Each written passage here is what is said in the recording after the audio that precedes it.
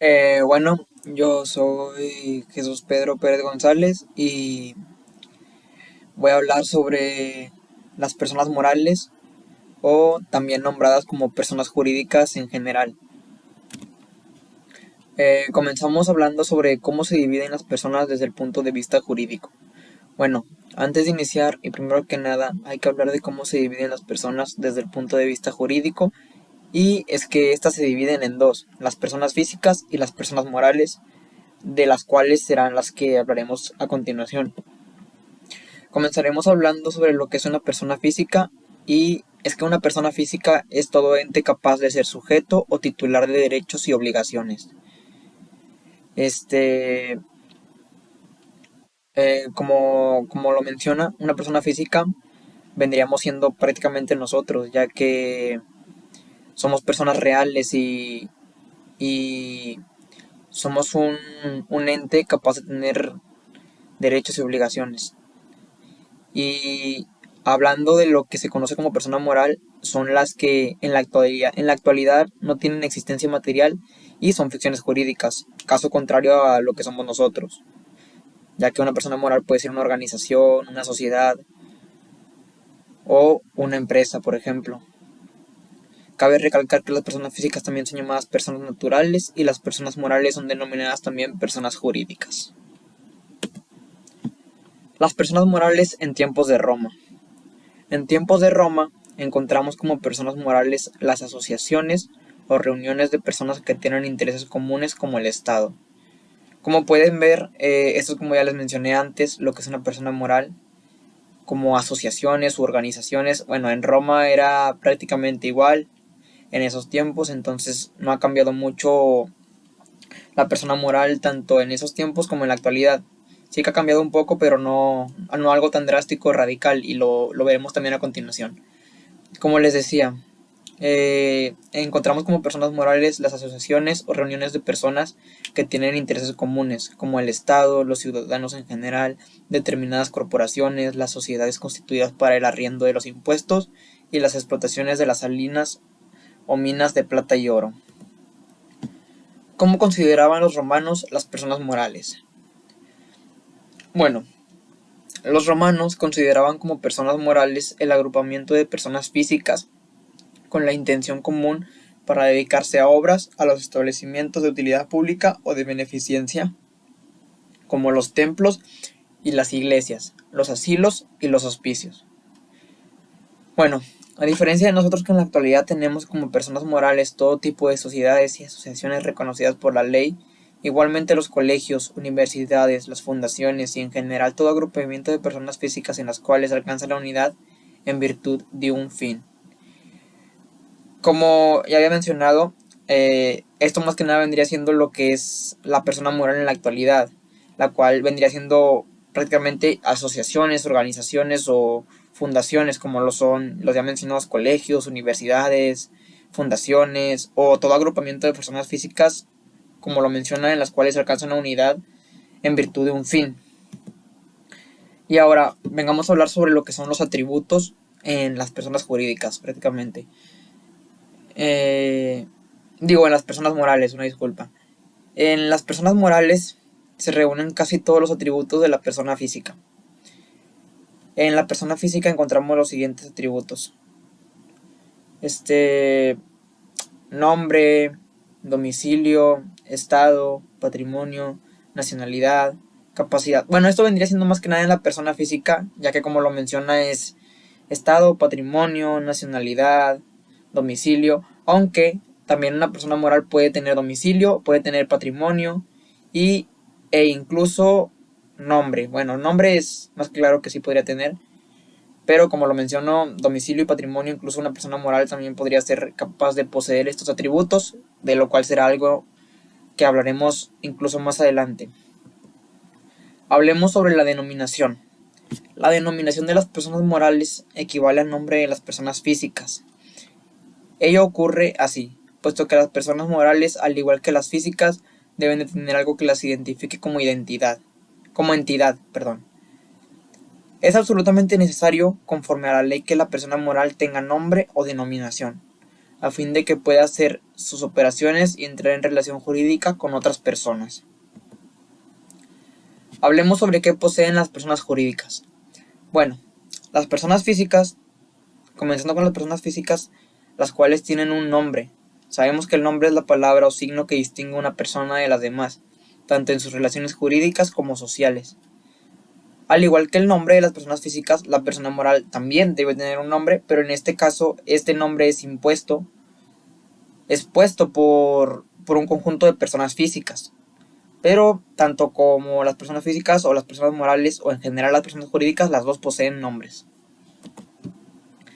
Las personas físicas tienen un nacimiento y cuando nacemos vamos ante el oficial de registro civil para que nos levante el acta correspondiente. Bueno, igualmente las personas morales tienen un nacimiento. Esto está configurado por las denominadas actas constitutivas.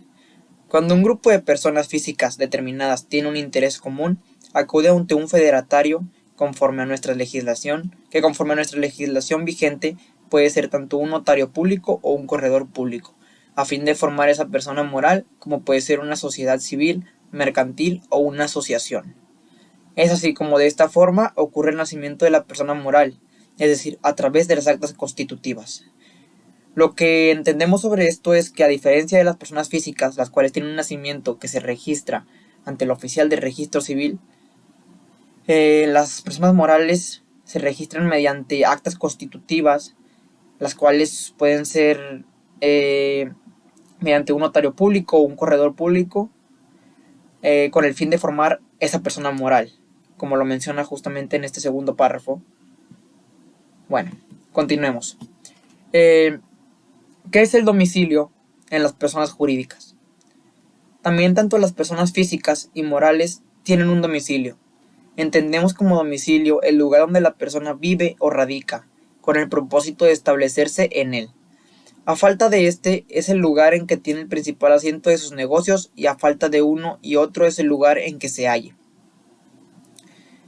El Código Civil presume el propósito de establecerse en un lugar con la circunstancia de que se reside en él por más de 6 meses. Bueno, ¿qué es el domicilio en las personas jurídicas? De esto entendemos que tanto las personas físicas y las morales tienen un domicilio.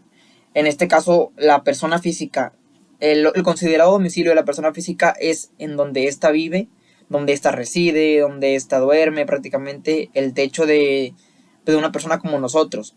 En cambio, el domicilio de una persona moral podría ser un edificio, un local o algo donde se asiente una organización o fundación, por ejemplo.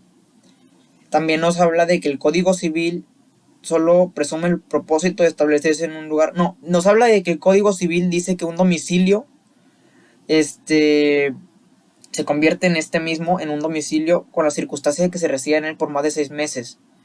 En caso de no tener una casa o algo por el estilo, en el lugar donde reside una persona, tanto física, o el lugar donde se ubique una persona moral, por más de 6 meses ya es considerado una residencia o un domicilio.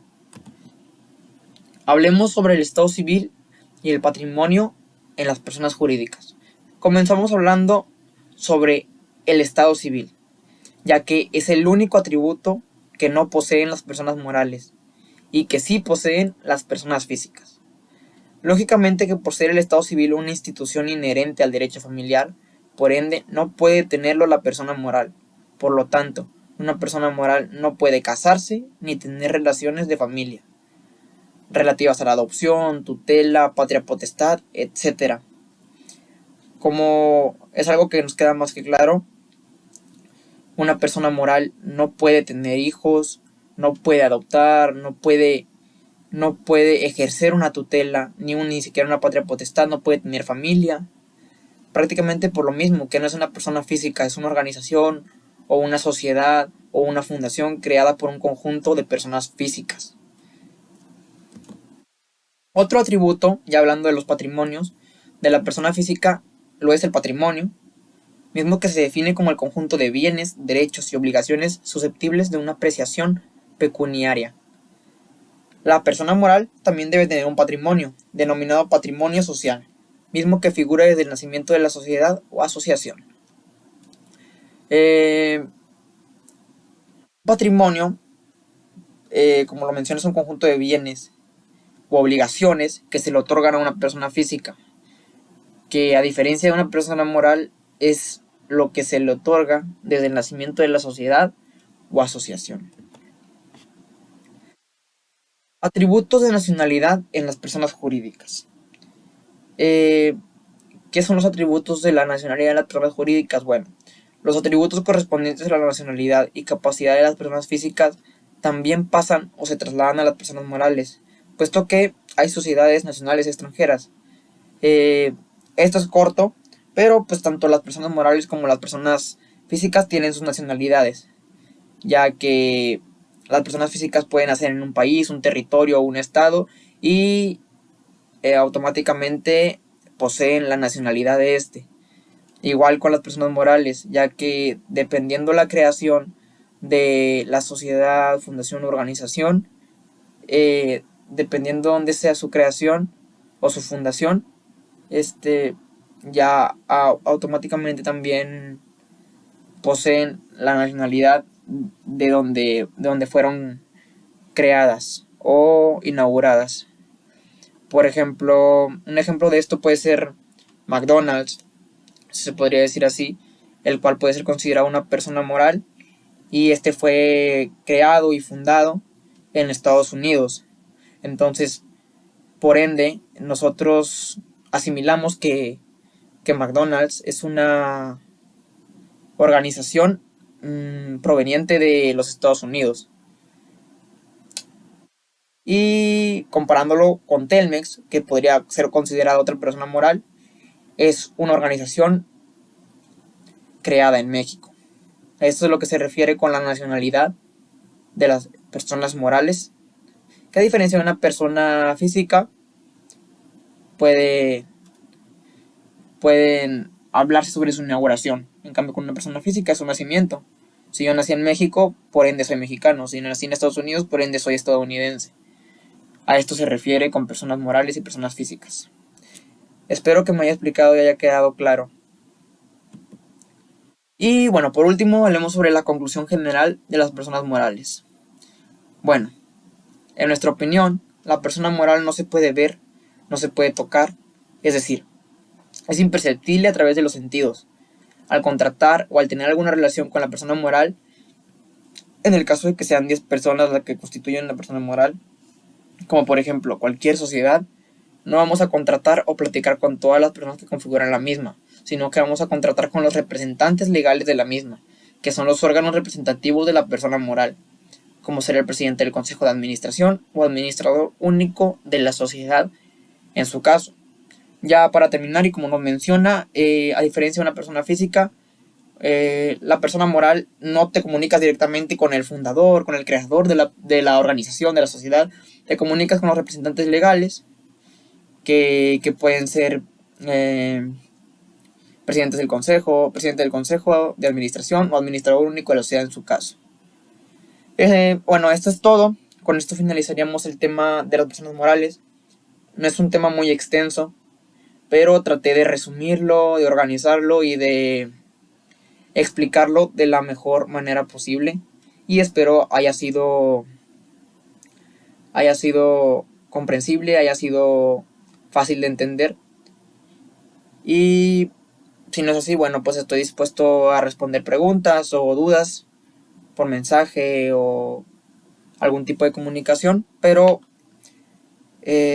según yo es algo que está bien explicado y que está bien organizado.